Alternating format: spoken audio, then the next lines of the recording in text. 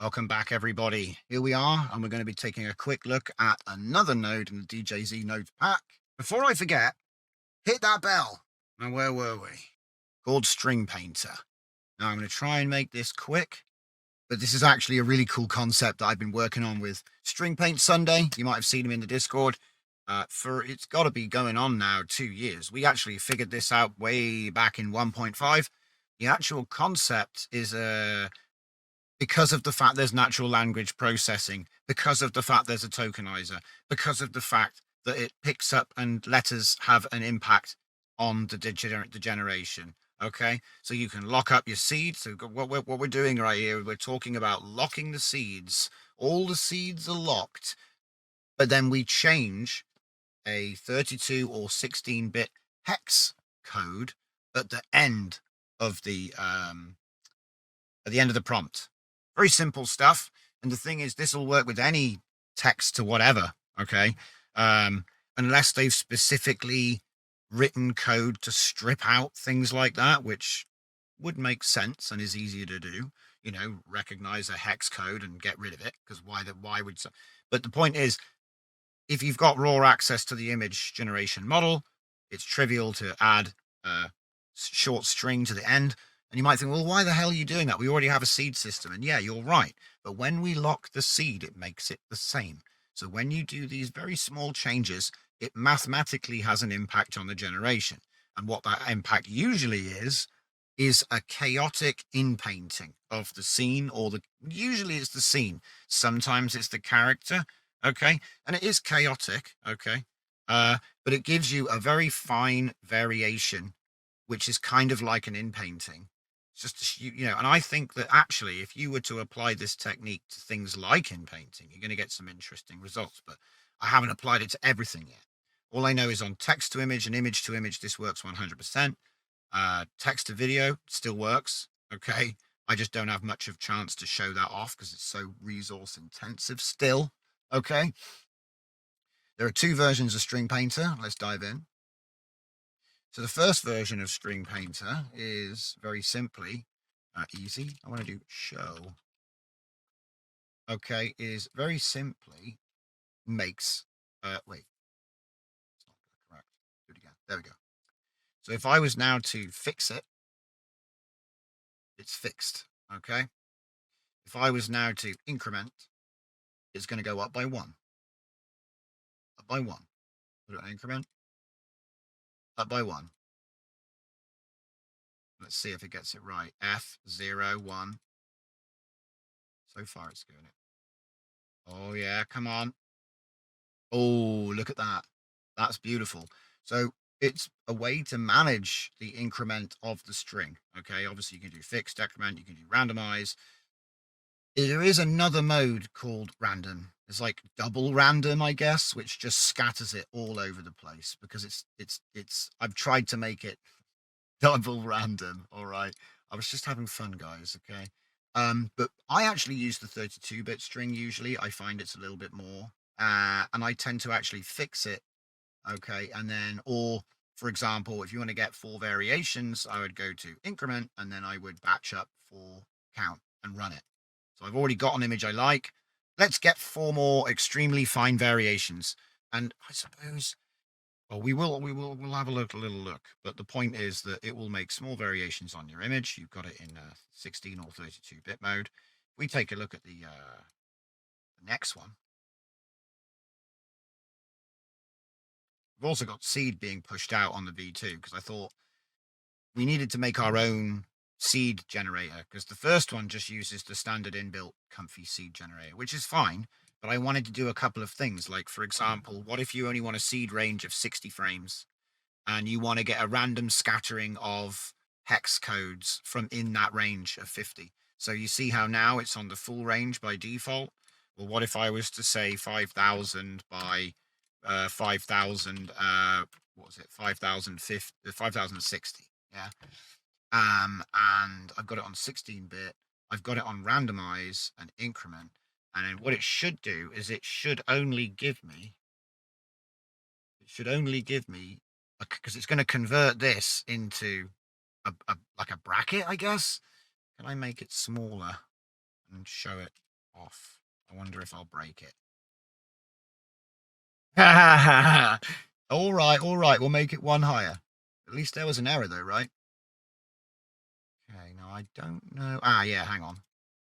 Fixed. Okay, and then random. Yeah, there, look. Oh. Hot. Come on, work. Doesn't seem to do what I think it's supposed to do. Maybe that's a bit. Maybe this is a bit gimped. Well, like I said, these are new nodes, so it's kind of experimental. But the actual intended purpose works 100%. So what we're doing is, if we just look here, 0. Wait, go back. So if I just put it here, you know, anybody that knows their hex, 0 is 0, 1. See? So have you ever wondered what hex 2000 is? I haven't. I wonder what 2024 is. And we'll put it on fixed. Increment. It's on the max range. I'm not going to bother with that now. Let's get 2 of them this time. Interesting. And then what about... Ah, that's it. It's for the count. So when you have multiples. See, this is where I was messing up. Right. Anyway. Okay. I prefer the 32-bit seeds. So we can do that as well. Never tried double string painting. You could do triple string painting on random mode. Come on. I bet it'll work like I thought it does now. Let me try it. What's it? 5010. Right. Oh, yeah. Wait. Maybe? This seems like it's a little bit outside of the range. These two are close. Very close. Oh, sugar. Oh, dear. Right. Now it'll work. Yes, now it works. Okay, so this is what I wanted it to do. I wanted to clamp the range of the conversion. Okay. And then it's randomized. Wait. They're the same. Hang on. Let's do 5,100. Maybe I gave it not enough. Yeah, they're slightly different now. I need to give it a little bit more because it was like millions being converted into 32-bit. You know, as you know, the default seed max. Where is it? Yeah, the default seed max is 4.2 million. So obviously, if I only give it a range of 100, there's not many hex codes in 100 looking at 4.2 million. But I'm not even sure exactly what you can look at my code if you want to see. Maybe you can improve it. I'm always up for pull requests. So GitHub's a lot of fun. So right, that is String Painter v2. Now you might be saying, okay, great, that's all very well and good. I would normally use just one of them. That's all very well and good, but how does that work in the case of making images? Yeah. And this is how it works. So we put the string painter at the end of my randomizers or at the end of whatever prompt you use, because you can just have this come last with a concatenate. So you could have the normal text thing like this. We could take a text concatenate like this one here, and then we could connect like so. And then we could take one of these lovely string painter modules, bring it over here. We can just put that one in like there. Make that small, make that small. You'd never even know that it was there. Okay.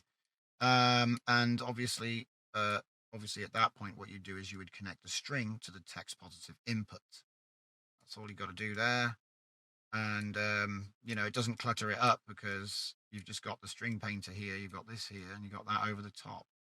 And to be honest, if you don't use it, I leave it in on fixed. And then if I'm like, oh, that's a good image, I'll just sort of pull it out and go, let's have another one, another, you know, make an image for each different seed, which would obviously change just the hex at the end. And then I can just kind of forget about it, really. All right, so that's one way you could use it. I'm using it in my prompt system. Obviously, if you're not using the prompt system, you could just be using the wildcard system, which also is fine. You could chuck that in there if you wanted. All right. I could put in not the true world on the first one, or if I could, Yeah. And this one's not connected to anything at the moment. So I could like put that one in there, you know, wrap it up. There we go. And if I just run it and stop it, stop, it's going to give me a not the true world prompt, followed by my wildcard generated prompt, followed by my my string. And you know, this string painting, it affects the entire image in a very small way. So I'm going to try and get some examples to put up on the screen.